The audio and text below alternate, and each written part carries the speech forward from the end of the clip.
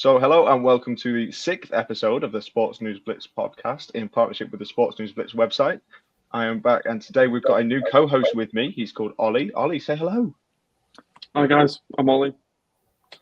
Ollie runs our social media, and he's absolutely brilliant at it. And today we've got a very special guest, a guest I know personally as a very good friend of mine. It's Mr. Jake Garner. Thank you very much for joining us. Oh, thank you for the nice intro. Very special guest. I'll take that any day of the week. That is for sure. But yeah, thank you for having me on. Oh, absolutely, our pleasure. Now, Jake, you've said you've watched one of ours before. You've watched our Charlie Slater interview, who also, we both know personally, good friend of yours, I imagine. Yeah. So at the start, you'll have noticed we want to get to know you slightly better, just like on a more personal basis before we get into the career bits. In our most recent episode, we've asked about where do you have the best food in terms of the ground? I'm talking commentary and I'm talking as a fan, because I know sometimes food gets put on for commentators. That is a tough one. I mean, I've been to a few Premier League grounds whenever I've hosted match day in the absence of David or Colin. So Fulham was very good. Craven Cottage was very nice. But I suppose when you're used to eating food at League Two grounds, usually for me it's just a pie. But so whenever you get like a nice spread put on, then it's always quite nice. So actually, I'm going to go with Wolves. I'm going to go with Molineux because we went and it was near Christmas time, and they put on a Christmas dinner type buffet. So myself, Steve Hodge, and Colin Fray all filled our boots, and it was fabulous. And on top of that, they did these little box salads that you could take with you either for half time or take home with you if you wanted to. So I loaded up. I don't get to go to Molineux very often, so I made the most of it while I was in there. Could barely get the car home. It was just full of their press food. So I'll go with Molineux, but I'll put a shout out to Stag's Pies as well, because I usually get one every single home game, and they're the perfect fuel for a football commentator. Oh, I like it. We've had some different ones. Like we had Guy Mowbray last episode. He told us that Chelsea does the best spread. I've heard good things about Chelsea's. I've not had the pleasure of the Stamford Bridge cafe, but hopefully one day. I mean, who knows? FA Cup, if Mansfield get through to round 3/4, then who knows? I'll be crossing my fingers for a trip to Stamford Bridge just to test out the food. Oh, I like it. And you never know. And I have a feeling, since you've watched the Charlie episode, I feel like you've already kind of rehearsed this answer. And we weren't going to ask you. However, we asked him, so what is your favourite film and what music do you listen to? Before a game, what gets you hyped up and ready? My favourite film? I'll come back to that, but music that hypes me up before a game, I'm a big classic rock fan. Ever since I was a youngster, my go-to was always like your The Who, Led Zeppelin, Rush, but Thin Lizzy was another one. Basically, any music that for me just gets you going. You can just feel it. Particularly when they play it in stadiums. A bit of like Guns N' Roses, something like that. And when you feel something like that, on the way to a game, or even when you're at the stadium and you hear someone like AC/DC playing, as people know with Ali McCoist and that iconic clip, that's kind of the reaction that I get as well. I mean, not quite the same as Ali McCoist, but just classic rock is normally the music that I listen to on the way to games, and then when you're there, you're sort of fueled up and ready to go. So that's what I go to. I can't remember what Charlie said actually, but I get everyone's different. And in terms of films, probably my favourite film, the film that I've probably seen the most, I'll go with Back to the Future. I'm a bit of a nerd. Back to the Future for me is a classic one, and I can't pick one of the three. I think all three are fantastic. And what I do like about it is that they stopped at three. They didn't go overboard. They stopped at three iconic films. All three are fantastic, and I just love them. I have been waiting forever and a day for someone to say Back to the Future, because you can't see right now, but if I were to turn my computer around, there's the Out of Time registration on my wall. Nice. Love it to pieces. There we go. Right. Fantastic. I'm glad to be that guy. Yeah, you are. Thank you, Jake. You go down in history. Thank you. Probably the only time, but yeah, I'll take that. So we'll move on to sort of this season, and obviously the Mansfield Town main commentator is yourself. They've just moved into League One, doing quite well, eighth, I believe, at the moment, just outside the playoffs. And obviously, can't look at the league too much yet. However, it's a good start. What is a realistic aim for Mansfield Town this season, do you think? I think realistic is to just stay in the league. I think when you get promoted with the likes of Wrexham and Stockport, and then you look at the teams coming down from the Championship, as in Birmingham and Huddersfield, it's made it it's made it a tougher league just because of the quality. When you've got teams signing players for £10 million plus add-ons, it just shows the huge gulf in quality between some of the teams that are in there. And so I think realistically, obviously everybody will want to see them do as well as they can, get up there with the likes of Stockport and Wrexham. But I think if they can just get a nice steady mid-table finish, or at least survive that first season back in League One for the first time in over 20 years, then that'll be a good stepping stone. And then they can build from there, a little bit like Lincoln City or Cambridge United or a team like that, where they've gone up immediately to a league where the quality is just incredible, even at League One level. Like, we've seen it already, just how good the quality is. And so for them to just compete at that level and stay there, that for me would be an achievement. And then they can build on that and hopefully spend many more seasons in League One, if not higher. Smashing stuff. So Nigel Clough is quite a character, I think it's fair to say. In my head, he's kind of like a Marmite sort of manager. A lot of people absolutely love him, think he's brilliant. A lot of people maybe don't like his style as much. You speak to him on a personal basis quite frequently. What is he like in person? Is he like he is on his interviews, where he's quite like almost withdrawn slightly, or is that something that comes on more after a game? I mean, whenever I've spoke to him, he's always been lovely and polite, very generous with his time, generous with his honesty, generous with everything, really. And I find that quite refreshing. I've not been in the commentary reporter game for that long, but every manager that I've spoken to has been really good with me. Even after a defeat, he'll give us a very honest and sometimes a brutally honest approach, because he knows that's what the fans want to hear. If a manager disguises it a little bit, you're kind of fooling the fans, and they pay their money every single week. They know what they've seen, and so he doesn't suffer fools gladly. I think he's one of those managers where he respects the fact that the fans pay their hard-earned money to come and watch his team, whether it was Mansfield Town, Derby County, Burton Albion, Sheffield United. He wants to give them like an honest performance, and when it falls short of his standards, then he'll be sure to tell us about it and be sure to tell the players about it. So we have good chats. I go to his press conference every week, and sometimes we talk about things that are happening in the news. Obviously, there's a lot going on at the minute across all genres. So he sometimes chat to us about that, but mainly we just have a talk about football. Different results from the weekend. Obviously, he played for Forest and Liverpool and Manchester City, so he always keeps an eye on them as well. I think that the Nigel that you see post-match interviews is a little bit different in what you see day to day. Obviously, because when you're in that spotlight and you've got a microphone thrown in front of you, it's the same with anybody really. They're not going to be exactly the same as what they would be when the mics are off. But 9 times out of 10, if not more so, he's very generous with his time. He gives that honest appraisal, and if there's a question or a point that he doesn't agree with, he'll tell you, but not in a way that makes the reporter look silly or stupid or anything like that. He'll sort of respectfully disagree and go with that, and that's happened a couple of times. But all in all, I think because I'm there more often than not, he sort of understands that the local media, they want the team to do well, and so he's happy to give you that honest insight and that approach, and he'll even give you little tidbits as well that will help you towards the commentary or notes or anything like that. And so he sort of trusts you with that information. He knows that if he's going to tell you that, say, X player is going to be ruled out for quite some time, he knows that despite it, obviously the fans will find out eventually, he trusts you with that.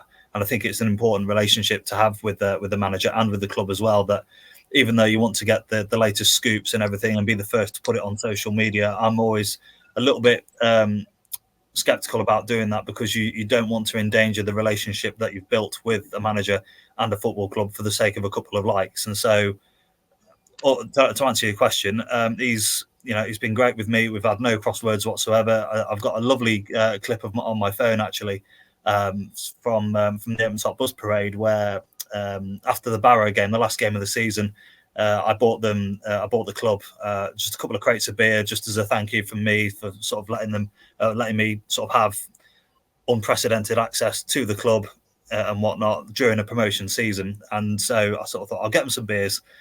Anyway, the video came out on our feed that we've got here at the BBC, and I thought I've got to take it, because it's basically him turning to me and he said, "We had a bit of a problem with your beers, Jake." And I went, "All right, what was that?" And he went, "Well, they didn't last us till out the car park. I bought them 50 beers. For a squad of 22 players, I bought them 50, and apparently they didn't last them out the car park, so they had to stop at the services on the way back." But it's just that sort of thing that kind of helps you build that relationship with the manager. So he's been fantastic with me, even during the dark times when things weren't going so well in League Two, when he was just coming in and getting his feet under the table. Now the feet are firmly under the table. It's a very good relationship, and I'm sure there's going to be some tough times ahead in League One. First season back in League One for a while, so it's not all going to be all singing and all dancing. But I'm sure when the times do get tough, he'll be just as honest as he always has been. Yeah. So you spoke a bit then about getting promoted. At what point did you personally and some of the team and the club feel that you were actually going to get promoted and go up? What was that specific moment where it clicked, like, we're going up here? Something special's happening this season. I'd probably go with MK Dons away. That was the day, I think, and it was quite fitting. It was the fact where it was at Stadium MK. That was when 5 years prior, Mansfield Town season sort of ended right then and there. Even though they'd made it into the playoffs in 2019, it felt like a huge, I don't know how to describe it. It felt like a bubble had burst on that day. It was almost like like being 1 point away from promotion that season and then missing out entirely through the playoff semi-finals. That was tough, and it took a while to recover. So the fact that it was there, and then when Mansfield equalised through Elliot Hewitt, I think even at that point, you're sort of thinking, oh, okay, they're going to give them a really good game here. And once they went 2-1 up, you're thinking, right, okay, see this out, and they're as good as there. They still had 3 games to go, I think, off the back of that. But you'd have fancied Mansfield to get a win in one of those 3 games, 2 of them being at home.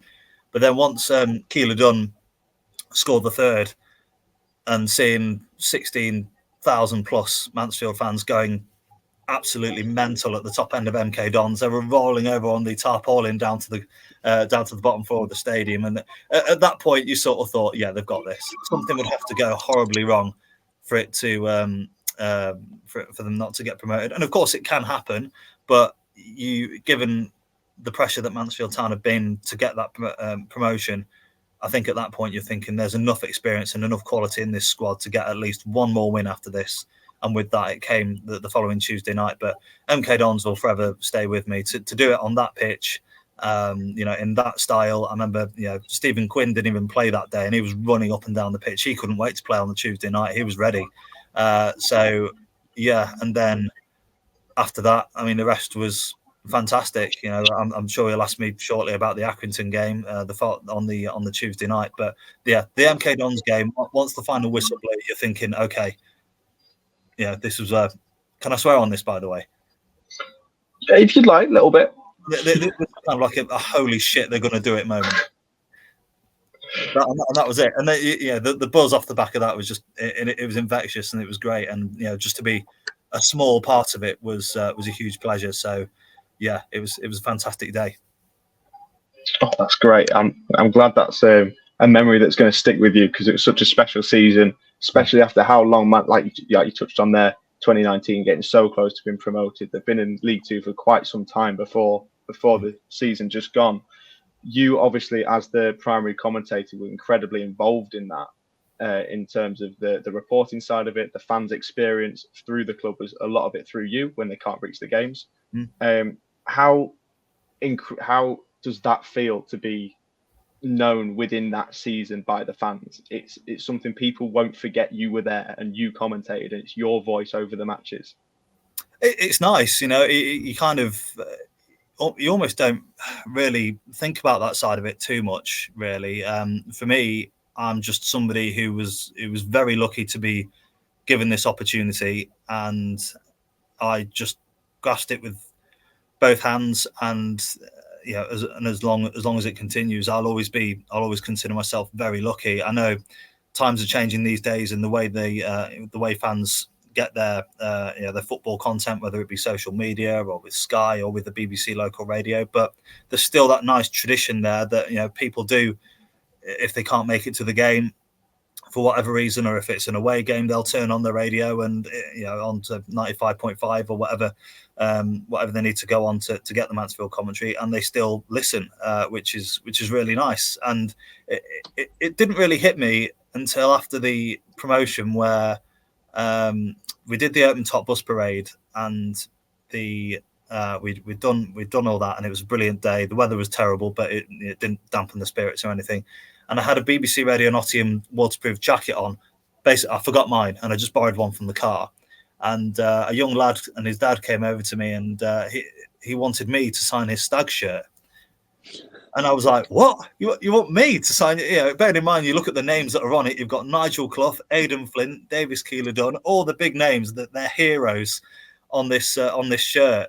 And he really wanted me to sign it, and I was a little bit reluctant to do it, to be honest. Not because of not for any specific reason, other than I was thinking, are you sure you want me on your shirt? Because obviously this is an iconic piece of Mansfield town history. Do you want me to be on it? And the young lad, he couldn't have been any older than 7 or 8, and he went, yeah, please, can you sign it right here? And I was like, okay, yeah, go for it. Pass us the Sharpie, and there we go. And I signed it, but I didn't even know how to sign it, because obviously players now have got their own sort of, obviously they've got their personal signature, and they've got probably a football one where they have the number on. So I didn't really, because I thought, well, if I sign it how I normally do it, that's just going to look like a swiggle. I've got an awful signature anyway. So I just wrote my name in big block capitals and then put an exclamation mark on it, and that was it. So so that for me, that was a really lovely moment. And every day I still get that same buzz of going to a game, home and away. You never know what's going to happen, really. It's like that lovely unwritten script of live football. So to be able to be a small part of it for Mansfield Town for the last 7 years has been a pleasure. And you kind of have pinch yourself moments at times where you drive into a game, and even though there's long trips, like we've got Crawley Town away on a Tuesday night in a couple of weeks, and then Exeter away, it's like I've got nothing to complain about, really. It's a genuine honour to be able to do it, and season upon season, I enjoy sort of getting the content for the fans, whether it's just a little snippet of a video on a match day of them celebrating in the away end. They go down really well. I make little TikToks as well for fun to look back on, and fans seem to enjoy those. So yeah, it's just great fun, and yeah, again, it's an honour to be doing it, and long may it continue. Fingers crossed. Did that answer your question? Yes, no, it really, really did. Thank you. You touched on something there that it strays slightly away from Mansfield for a second. However, you touched on something there when you said your BBC Radio Nottingham coat, and people, well, obviously someone's recognised you for who you are, even though it's just your voice 9 times out of 10. Does this kind of highlight for you, obviously someone you work in BBC local radio, does this highlight the importance of local radio, and especially local radio in sport, because of such of the community aspect of that? Yeah, 100%. I think when you look back at the history of BBC local radio and how much of a part they've played in so many great moments for clubs, I think that there's that special connection there, even still, despite various deals going on with with TV and iFollow and everything like that. There seems to be nothing quite like BBC local radio for me. It's almost like watching a game with your mate. When you listen, if you're a Forest fan and you're listening to Colin Fray, you know that you're going to get the good coverage. Or for example, like with Notts, if it be it Charlie or Brace or Adam, there's that. You're it's almost like it's like you're sitting there with your mate, and they're taking you through it, and you can trust them to tell you exactly what is going on. They keep it fair. Obviously, there's got to be a bit of a local slant on it. I mean, I'd go ballistic whenever Mansfield score. I probably need to tone it down a little bit, to be fair. But it's when you enjoy those moments as much as the fans do, then that for me is a real connection. And I think every BBC local radio follows suit. I've worked at a couple of different stations who do things differently, but the main principles are the same, and that is you are the voice of the fans. You want them, even if they can't experience the game with you physically, then the next best thing is to listen to the BBC local radio at 5 o'clock on the way home, get that reaction. Only this weekend we had Notts County, Forest and Mansfield all winning. Forest winning at Liverpool, which is unheard of. Obviously Notts going top of the league, Mansfield winning in League One. So all that as a combination, sort of getting the best of that through BBC local radio, I thought for me was a massive thing. And like I say, even though people's personal tastes are changing, and sometimes people might think that BBC local radio is a bit old hat, but I think the key principles are the same and always have been, and the fact that you'll always get a good quality commentary and a good quality product when you tune your radio in, or whether it's online or whatever. So yeah, I'm still massively proud to be a part of it, and obviously things are changing, of course, with different tastes and whatnot, but I still think there's a place for BBC local radio in the local sports scene, because lower clubs, particularly in League One and League Two, they don't get as much coverage as you'd expect. So BBC local radio and, for example, Mansfield Town, they go really well hand in hand, because it's that special connection with the fans that are the key to what we do. Fantastic stuff. Yeah, there's a lot of talk about BBC local radio at the moment, and I think that the experiences you've had there with the open top bus spread just kind of highlight how incredibly important it still is, and still relevant, how relevant it still is, in the sports kind of scene. Kind of our last one in terms of the football side of things. Obviously, it's a brand new league for Mansfield. There's teams up and down who have been, Birmingham City, for example, have been in the Premier League not too long ago. Who is it that you personally are most excited about Mansfield playing for your own personal enjoyment, to go to a new ground or see new managers, meet new players? Where is it you're most excited to go? I'm always happy to go to a new ground. For me, obviously the bigger the ground, the more exciting it becomes. I went to Bolton Wanderers for the second time earlier this season in the League Cup. I remember the first time we went, it was during COVID, so there was no fans in there, so the atmosphere obviously wasn't as good. But just walking around before a game, like I tend to do, I do like a little mini tour for myself just to walk around. Bolton Wanderers was one of them. Birmingham City, another one. Just ones that I can tick off the list, really. I think I like grounds with a lot of history. For me, grounds that have been there since the beginning of time. When you look at, like the Valley for Charlton Athletic, also in the same league. I'm trying to think off the top of my head for this season.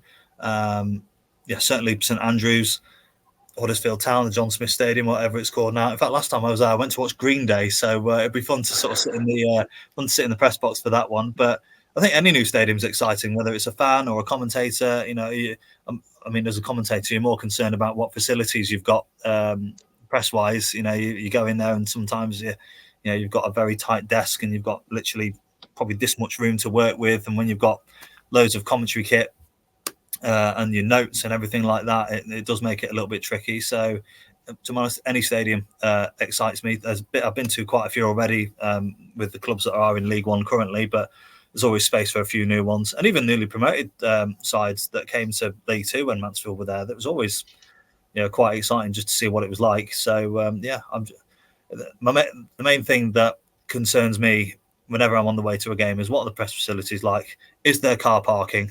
And will the kit work? And that's it. Once it ticks all those boxes, then I'm happy with that. Oh, that's fantastic. So we'll move on a little bit to something we like to do for the back end of all these episodes. When we've got someone who's within the media, we'd like to know a bit about your career personally. So just kind of to start us off nicely, what would you say is the best game you've commentated on? Is it Accrington Stanley last season? In terms of, can I have two? Am I allowed to? Because you said Back to the Future is your favourite film, I'll allow you to have two. Thank you. Okay. Well, I'll go with the Accrington game. Firstly, because of the aftermath of it, and the pitch invasion and the chatting to the players on the pitch, and everything that came with it. That was a memorable night because then the penny dropped. They had done it, and it was a momentous night. We had fans. We were quite lucky, really, because we bought a radio mic with us. So I was basically hooked up to a little battery pack where I could attach the headphones, and Dave and I think it was Craig Armstrong who was with us. They were sitting in the top of the press box, and they were just looking down, and they couldn't see where I was, which was quite fun because I could roam around amongst the fans and chat to players, chat to fans, and everything. There was a little lad there who'd never been to watch Mansfield before. That was his first game. Literally the first kid that I spoke to. He was there with his family. And he came over to me and he said, "Can I go on the radio?" I said, "Yeah, sure." So Dave came to me and I said, "Right, I'm here with," and I've forgotten his name, but couldn't have been any older than sort of 9 or 10. And he said, "Oh yeah, I'm really excited. This is my first ever Mansfield game." And I was like, "What is it?" Like, it's his first ever game, and he's seen his side get promoted to League One for the first time since before he was born. So yeah, that was an exciting day. And so I think when you want a game to go right, when you call the goals right, and you get that moment absolutely spot on, when the whistle goes, you kind of lose yourself in it, really, but you also stay a little bit more composed, and you sort of re-emphasising to the listener that Mansfield have done it. They've got promoted, job done, and let the party begin. So there's that one, which was fantastic, and that will always stay with me. The other one actually came early in my broadcasting career. So it was in January 2018, and I remember it being a really cold day. And I remember I wasn't very well on the morning of the game. I don't know why. I'd been up all night being sick. Anyway, prior to that, I'd had a bit of a tough time getting used to being a football reporter / commentator. That obviously I had big Nike Air Jordans to fill in Charlie Slater's, who was terrific, and so I was kind of feeling the pressure a little bit because I was still a few months into it, and I still wasn't entirely sure if I'd belonged here. I'd had a lot of great backing from Colin and Dave and Chippers, telling me that I've been doing well, but I kind of thought I need a game where everything goes perfectly. And it came in, I think, January 2018. It was against Cheltenham. It was a really cold day, and it was a game that had everything, absolutely everything. There was, Mansfield won 3-2. There was 3 red cards in there, I think, as well, including one for Ilias Chatsatheodoridis, who was a fun name to pronounce on the day. So that was fun for the nerves. But I can remember CJ Hamilton scored a late winner, and it was one of those where. I can't remember who had the shot. I think Benning had the shot, and it took a big deflection, and it fell to CJ Hamilton's feet about 5 or 6 yards out, and he just smashed it into the roof of the net. And as he did it, I sort of said, "It's going to come back out to Hamilton," and obviously lift off at the One Call Stadium. They've won 3-2. Crazy game with everything that went with it. And then he slid on his knees, and it was just one of those insane games of football. Brilliant to watch. I remember it was muddy and rainy and incredible. But after that, I interviewed Steve Evans, and I think interviewed CJ after the game. Sent everything back, and everything had gone perfectly. And then on the Monday, I'd got a couple of messages from some friends and some people that I work with, and they said that was what you did then was really, really good. And then I kind of thought, oh, maybe I can do it then. Like, I was a bit like, okay, like. That for me was like the shot in the arm, kick in the backside that I needed, really, because truth be told, I didn't feel like I belonged there at all.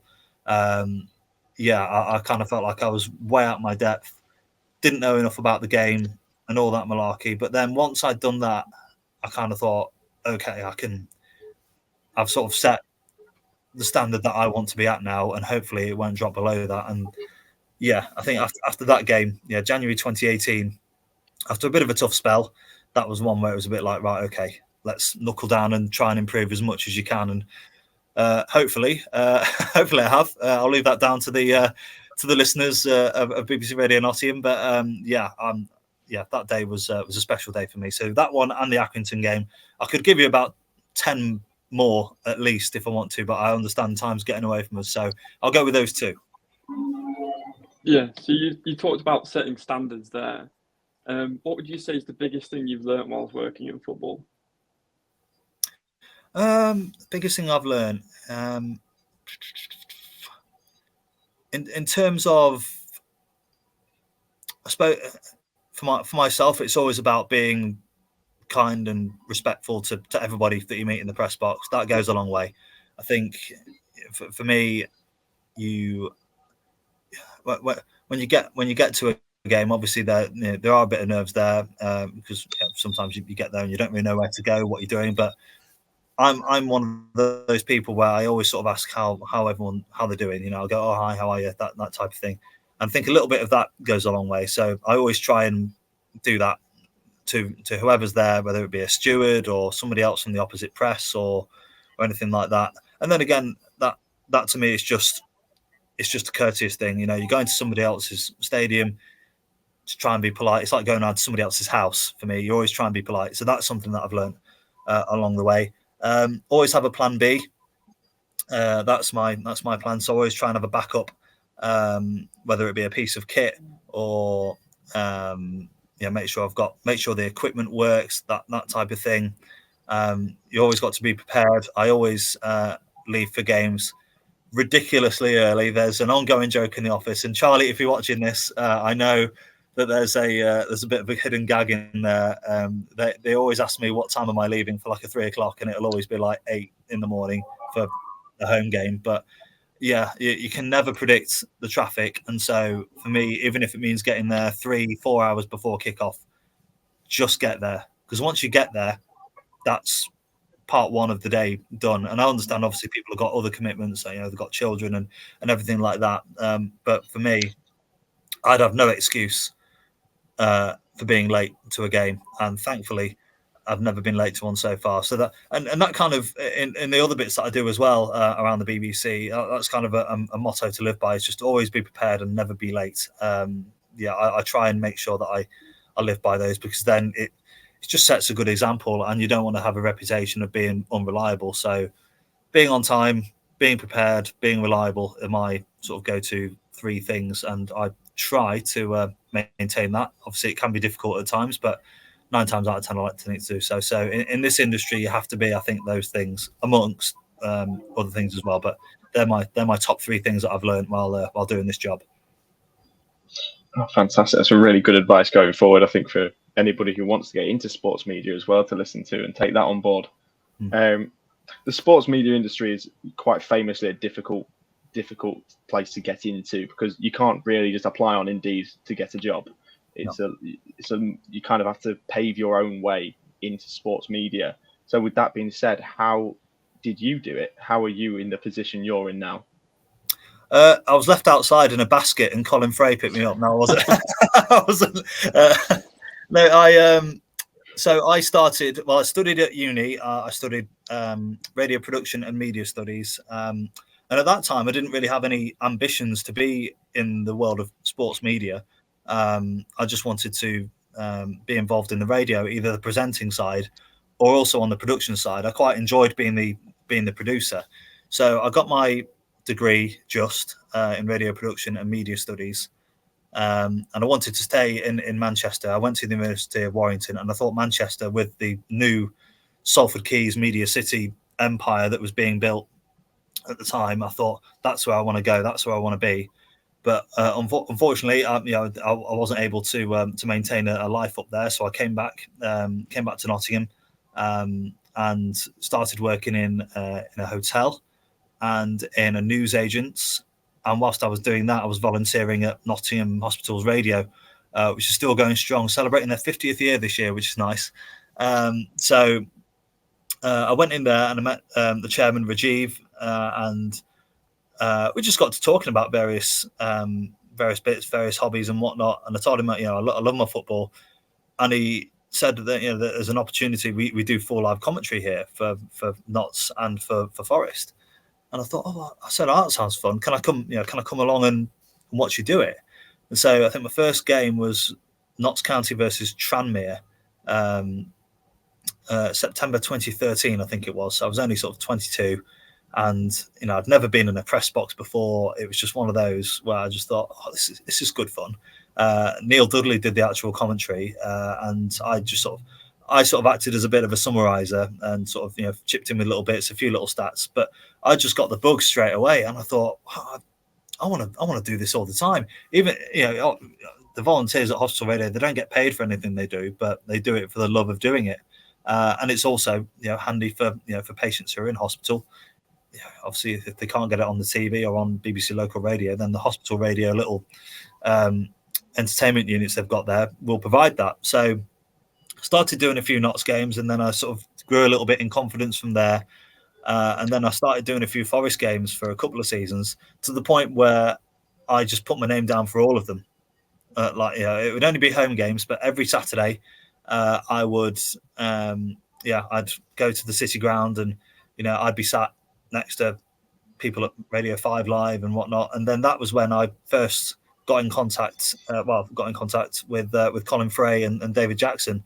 So David was a former Hospital Radio alumni, shall we say, and he asked Rajiv whether there'd be somebody in the Hospital Radio who'd be keen to do some sports shifts behind the scenes at Radio Nottingham on a match day. Excuse me. And so Rajiv very kindly offered gave David my number, and I got in touch, or he got in touch with me and said, look, we're looking for people to work behind the scenes on a match day. Would you be interested? And I thought, wow, you know, a way into the BBC. That's brilliant. Yeah, yes, please. So I went in, and, you know, you sort of got shown how things work on a match day. As you know, Matt, it's it's a almost a military operation, really, to get the quality right and everything. So and then from then on, once I got my foot in the building, I thought, right, okay, I'm in.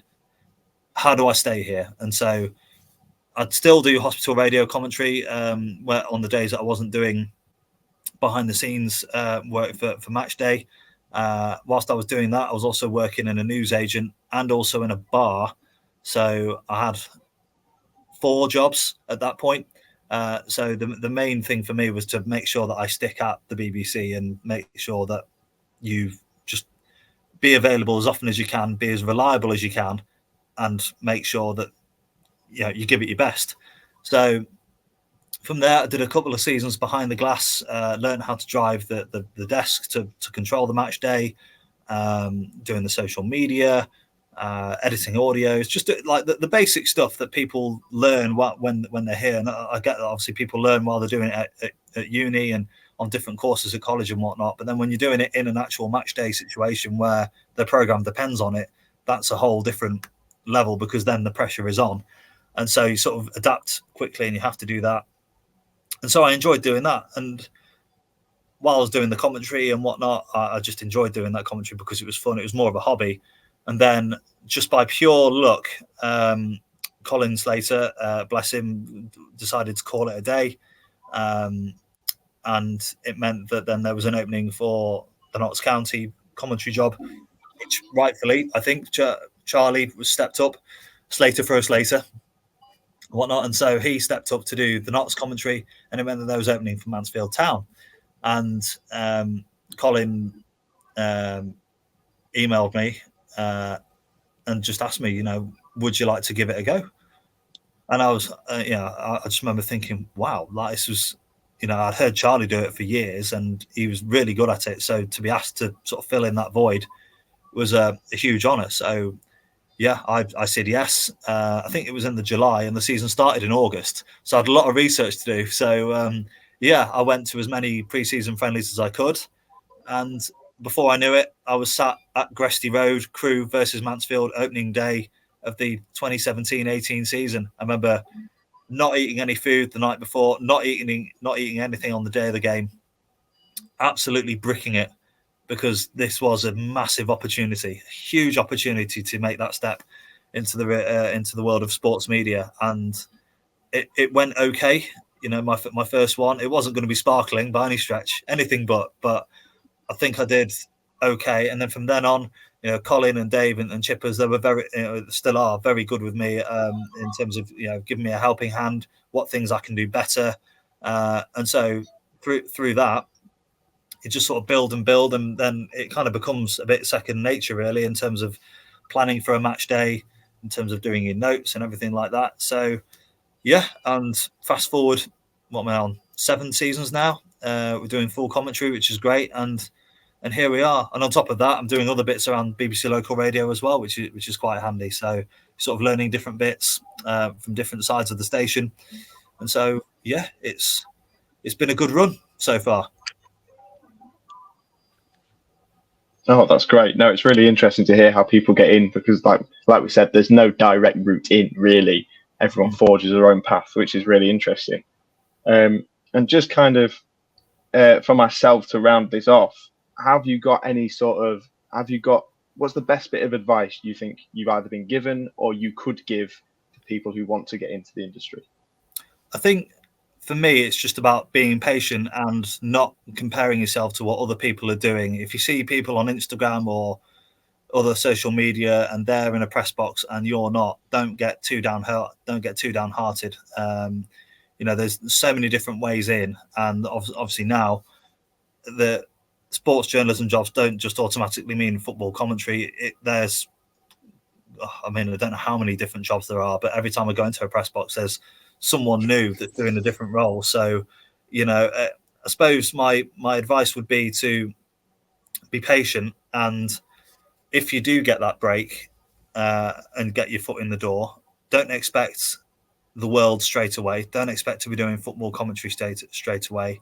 You kind of have to earn your stripes once you're in, I think. And best way to do that is to just be as hardworking and as reliable as possible, and your chance will eventually come. It might not come straight away, but as long as you give yourself the best chance to sort of show whoever's in charge what you're capable of, then you will get that opportunity. And again, like I said before, obviously football commentary is great fun, but there's also so many different roles out there, whether it's doing the social media side of it, club videographers,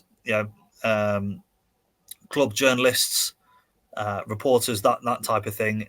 It's just about getting yourself out there, and you'll have to do a lot of work that you don't get paid for, whether it's at non-league or volunteering at a club.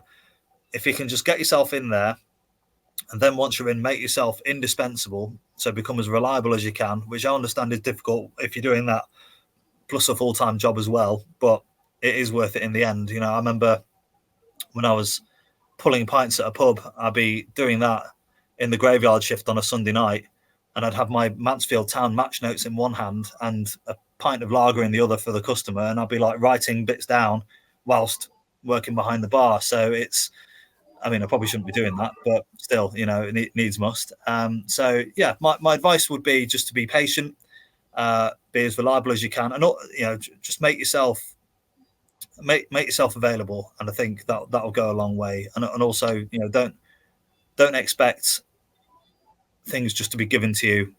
If you've got, I don't know, X amount of followers on Instagram or YouTube or anything like that, if you're trying to impress somebody else, then they'll care more about the person rather than how many followers you've got. I think if you come across as a reliable, hardworking team player who's willing to do anything to get in, then that goes a lot. Well, it goes a lot further than 20,000 followers on Instagram or on Twitter or whatnot. So I think it's more about the character than the followers. That's my advice. Because I don't want to name names, but you do get people, and sometimes you see it and you feel a bit for them at times, but you get people that come in and because they've done this, they expect that straight away. And unfortunately, it doesn't work like that. You just have to, again, be patient, work hard, save as much work as you can, whether it be demos or commentary clips and that type of thing, graphics, all sorts really, interviews you've done, anything like that. Keep a hold of that, and then when the time comes and there's an opportunity, you could say to whoever's in charge, just say, look, would you mind giving these a listen and see what you think? And again, they might be rubbish. I'd sent hundreds of demos out and barely get a reply. But don't be too downhearted by it, because somebody will listen and eventually you'll get that break. So it's just about being patient and making sure you do all the right things once you're in the building. So that's I would say in a nutshell, but that was about a 10-minute answer. So apologies for that. But yeah, that's my little tidbits. Just, don't be downhearted, be reliable, hardworking, be a good character, and just, try and prove yourself. Oh, that's fantastic. Thank you very much. What I love about this is everyone seems to give us little nuggets of different advice. And I think it's absolutely ideal. That kind of rounds it off for me. Ollie, is there anything you'd like to add? I think the only sort of question I'd have is, what are your goals and aspirations for yourself going forwards in your career now? It's a difficult one, really, because we don't really know where the sports commentary journalist scene is going to be in 5-10 years' time. I'd like to still be covering Mansfield Town, of course. Doing football commentary is something that I love, but I also enjoy presenting the programs, producing them. So as long as I'm still doing that, then that's the plan. Ideally, if I could go to a national station eventually, then that would be fantastic, but at the moment I'm just trying to make sure that I'm doing the best that I can for BBC Radio Nottingham, and then go from there. And again, it's going back to what we mentioned earlier, it's so unpredictable the way things go. An opportunity might come up that might tickle my fancy, who knows. So I'm keeping my options open, but at the moment I'm very, very happy here, and as long as I'm sitting in a press box somewhere with a microphone, with a pie and a hot chocolate, then I will happily take that and see where it goes. But who knows?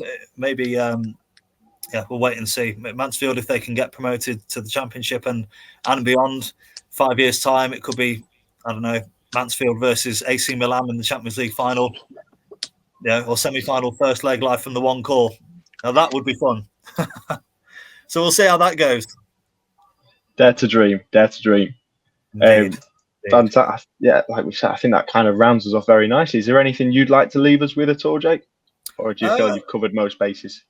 I think so, yeah. Thanks again for having me on, first of all. When you first approached me and asked me and told me the caliber of people that you've had on here, when you said about Guy Mowbray, Charlie Slater, John Murray, amongst others, it was a real privilege to be asked. So thank you both for having me on, and I hope that what the ramblings that I've given you in the last 48 minutes or so are helpful to someone out there. And just a reminder that if you are finding yourself in a bit of a sticky spot and you need some advice, then my DMs are always available. I never thought I'd use the word DMs because I'm a bit of an old fart, to be honest. But again, if people want to message me on Instagram or Twitter, I'll always try and reply and give any help, because I know what it's like. I've been there. It is a tough world, and obviously there's a lot more people out there who want to get into the world of sports journalism, which is great. So if I can help in any way, then feel free to drop me a line and I'll do my best to answer any questions. Yeah, thank you for joining us, mate. Some great advice, that. Thank you. Yeah. Thank you very much. We'll see you soon.